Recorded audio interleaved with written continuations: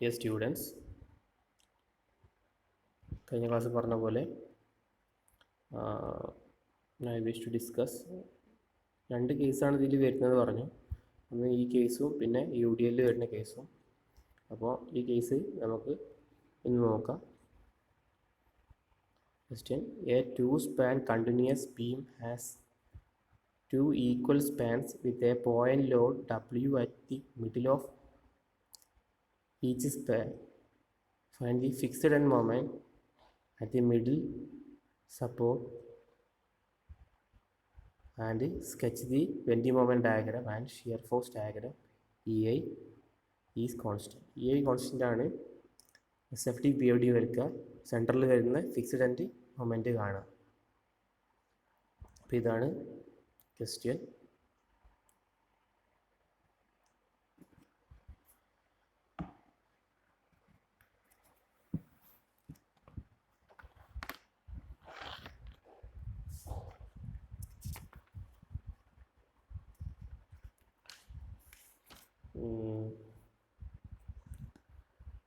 ആദ്യം free bending moment diagram as an ordinate WL/4 at the centre of each span അല്ലേ.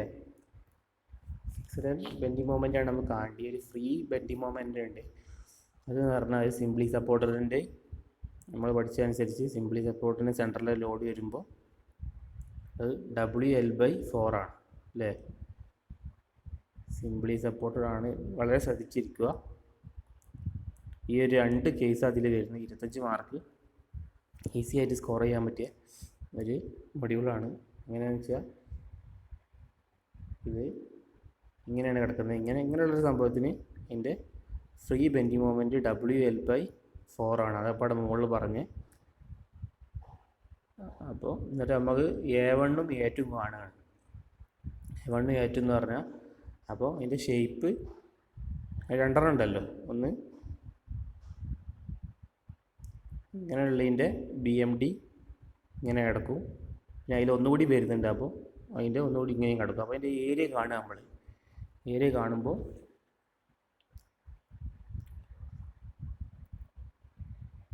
ഇത് കൊടുക്കുന്നുണ്ട്. പക്ഷേ ഇത് കൊടുത്ത ഈ വാല്യൂസ് ഒന്നും ഇപ്പോൾ നോക്കരുത്.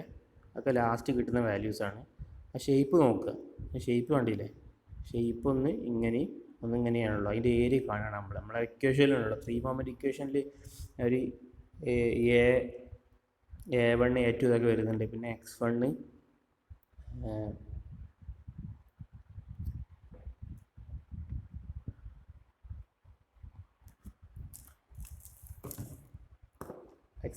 X2 എന്നൊക്കെ വരുന്നുണ്ട്. X1 X2 എന്നൊക്കെ പറഞ്ഞാൽ സെൻട്രൽ ഓർഡിനേറ്റിലേക്കുള്ള ഡിസ്റ്റൻസ് അല്ലേ.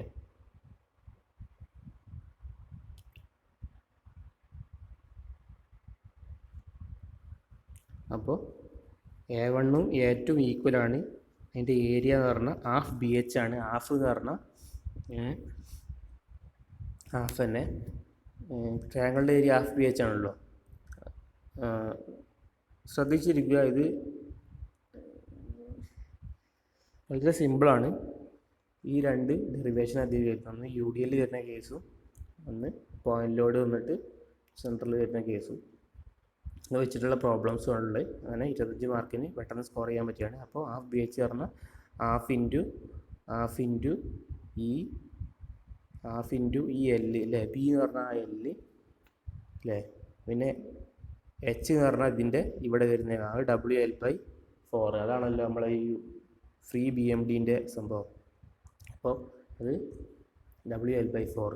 അപ്പോൾ അത് റിസോൾവ് ചെയ്യുമ്പോൾ നമുക്ക് ഇങ്ങനെ WL²/8 എന്ന് കിട്ടും ഏരിയ. അതുപോലെ X1 ബാറും X2 ബാറും ഈക്വലാണ് L/2. അതിൻ്റെ സെൻട്രോയിഡിലേക്കുള്ള ഡിസ്റ്റൻസ്. സെൻട്രോയിഡ് എന്ന് പറഞ്ഞാൽ അവിടെ സെൻട്രലാണ് വരിക. അത് L/2. Lൻ്റെ പകുതിയാണ്. മറ്റേ L/2 തന്നെയാണ്. എന്നിട്ട് അത് നമ്മളെ ത്രീ മൊമെൻറ്റ് ഇക്വേഷനിൽ കൊടുക്കുക. ഇതാണ് നമ്മൾ three moment equation. MA L1 2MB L1 + L2 + MC L2 അല്ലേ plus 6A1 X1 bar by L1 plus 6A2 X2 bar L2 equals 0. Since the support A and C are simply supported, L1 equal to L2 അല്ലേ. L1ഉം L2 ഈക്വലാണ് അല്ലേ? Simply supported ആയതുകൊണ്ട് L1ഉം L2 ഈക്വലാണ്. നമ്മൾ ഈ ക്വസ്റ്റ്യനിൽ L1ഉം L2 ഈക്വലാണ്. അത് അപ്പോൾ ഒരു L എടുത്തു കഴിഞ്ഞാൽ മതി.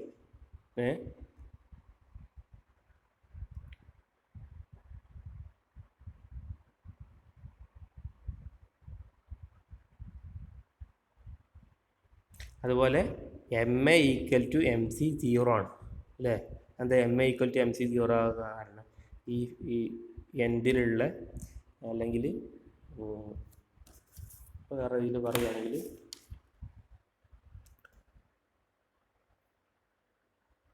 Moment at free end is 0 അല്ലേ? MA ഈക്വൽ ടു MC 0 ആണ്. അങ്ങനെ 0 ആകാൻ കാരണം moment at free end is equal to 0. Okay,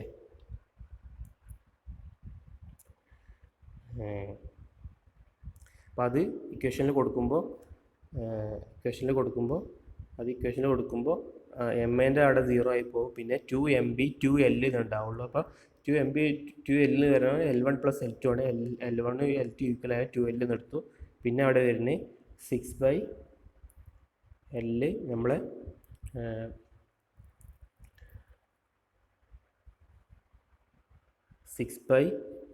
L1ന് L കൊടുത്തു. പിന്നെ നമ്മുടെ ഏരിയ WL²/8 പിന്നെ ഇൻറ്റു x/2 എന്ന് പറഞ്ഞാൽ x⁻/2 എന്ന് പറഞ്ഞാൽ L/2 പ്ലസ് അങ്ങനെ ഒരു ടേം കൂടി വരും. 2 ടേമും ഒരേ മാതിരി 2 ടേം വരും.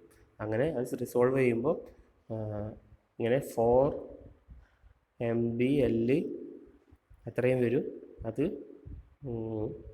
റിസോൾവ് ചെയ്യുമ്പോൾ MB = 6 - 3/16 WL എന്ന് വരും. അത് ഹോഗിങ് ആണ്. ഹോഗിങ് എന്ന് പറഞ്ഞാൽ ഇങ്ങനെ വരുന്നത്, അങ്ങനെയുള്ള കിടക്കുന്നത് ഡയഗ്രാം.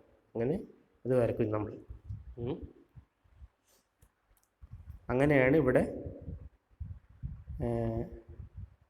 3/16 കിട്ടി. കണ്ടോ അവിടെ 3/16 അതാണ് നമ്മൾ വരയ്ക്കുന്നത്. ആ സെൻറ്ററിൽ വരുന്ന MB അതാണ് നമുക്ക് കിട്ടിയത്. ഇവിടെ വരുന്ന ഈ ബിയിൽ വരുന്ന ഫിക്സഡ് മൊമെൻ്റ് ആണ് നമുക്ക് കിട്ടിയത്.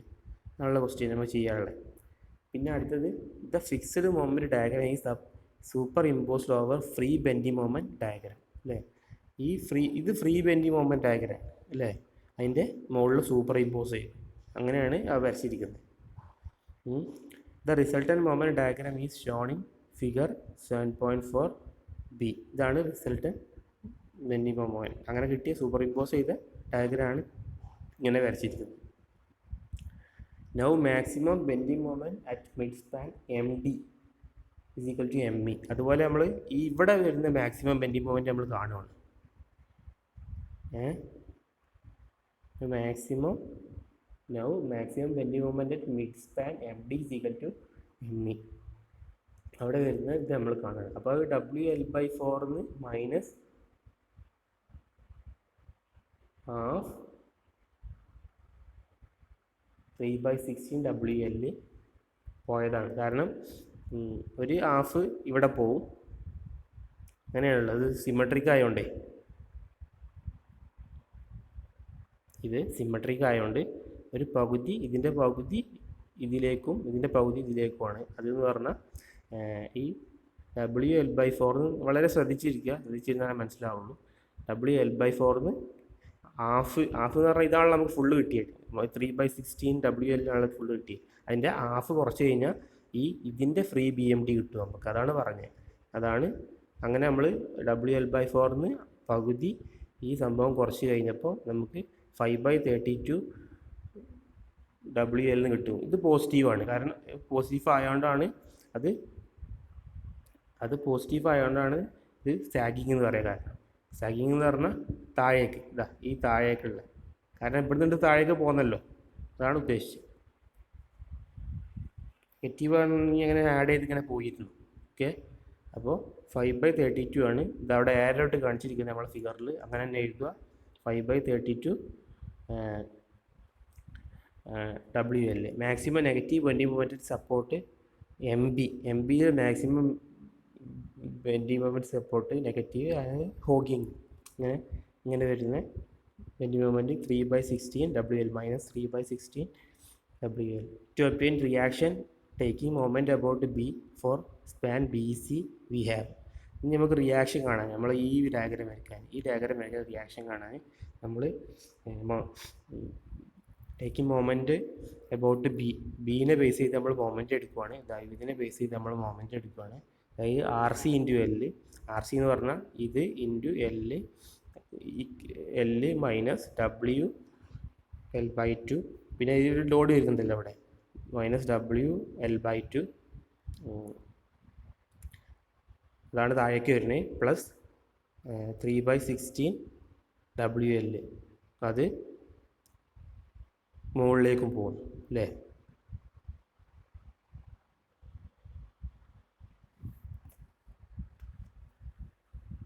WL എന്ന് പറഞ്ഞ മൊമെൻറ്റ് മുകളിലേക്കും പോകുന്നു, അങ്ങനെയല്ലേ. അങ്ങനെ ചെയ്യുമ്പോൾ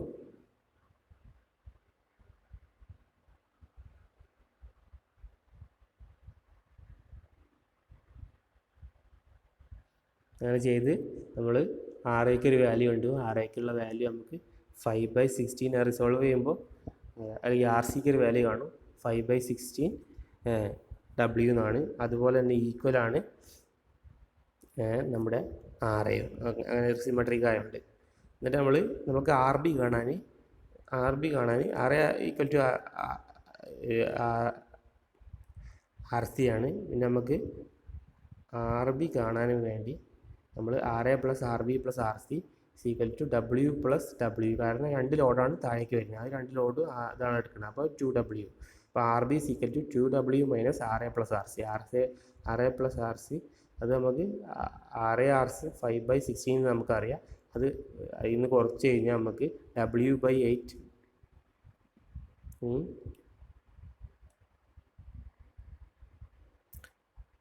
കാൽക്കുലേറ്ററിൽ എടുത്താൽ മതി. 2 മൈനസ് 5/16 2 ഇൻറ്റു അത് കാൽക്കുലേറ്ററിൽ എടുത്ത് കഴിഞ്ഞാൽ അത് ഈസി ആയിട്ട് സോൾവ് ചെയ്യാൻ പറ്റും. 5/16 ഇൻറ്റു 2 മൈനസ് ആൻസർ അങ്ങനെ ചെയ്ത് കഴിഞ്ഞാൽ ഈസി ആയിട്ട് കാൽക്കുലേറ്ററിൽ നിന്ന് കിട്ടും. 11/8 W പോസിറ്റീവാണ്. അത് നമ്മൾ RBയിൽ വരയ്ക്കും. RA equal to RC 5/16 W എന്ന് കിട്ടി, RB 11/8 എന്ന് കിട്ടി അല്ലേ. അങ്ങനെ 11/8 എന്നും കിട്ടി നമുക്ക്. എന്നിട്ട് നമ്മൾ വരയ്ക്കുക 5/16 W, ഇവിടെ 5/16 W താഴോട്ട്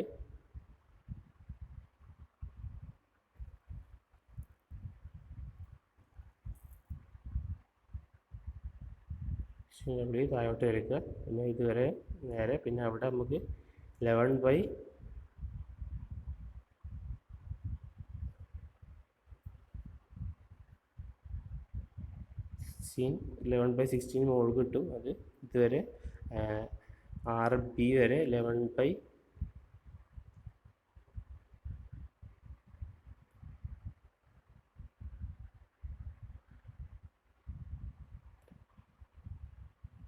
5/32.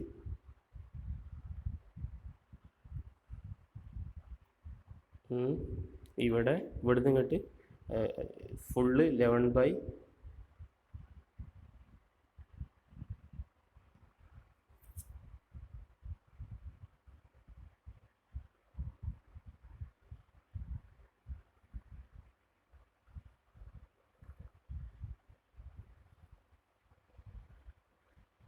11/16 RC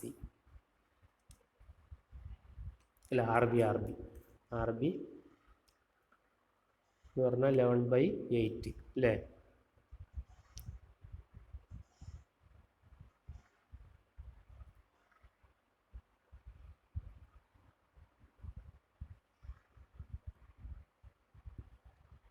that's all about.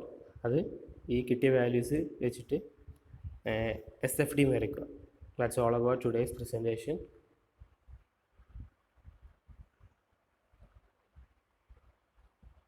Thank you. All the best for your exams and stay safe, dears.